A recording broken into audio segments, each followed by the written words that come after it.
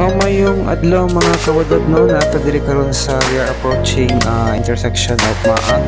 So makita nato na ongoing construction sa flyover diri Dapita kay as we all know traffic diri Dapita. So the solution mag-put up sila og flyover diri sa may intersection Maa. So ongoing mi karon no, so possible ani maybe mga next year possible na ni siya na flyover. So as you can see daga na mga poste no, so nahuman na pud ang bang poste. So na isa ka poste diri na nabutangan na pud nila og murag cantilever.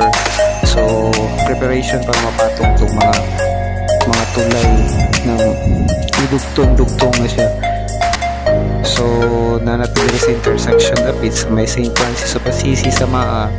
So kita nato diri so maski walay trabaho or klase Sunday nagyud gabi ma-traffic katungod pud sa construction. Pero kung matapos na ni siya ma-okay na gini siya. Update lang sa mga vehicle na nag-aagi diri. So ma-perwisyo jud kuryente diri Dapita kay tungod sa ka-traffic. So muna ang solution.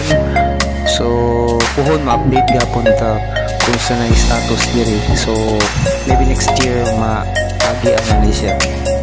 So diri mo ni siya ang na-prepare na ang naikuan ano yung cantilever. So pag what's me dito padulong sa may Woodridge sa may gate 3 ata ni. So mo di utob ang poste sa flyover. So mula tong update diri sa may mga intersection flyover. O daghang salamat.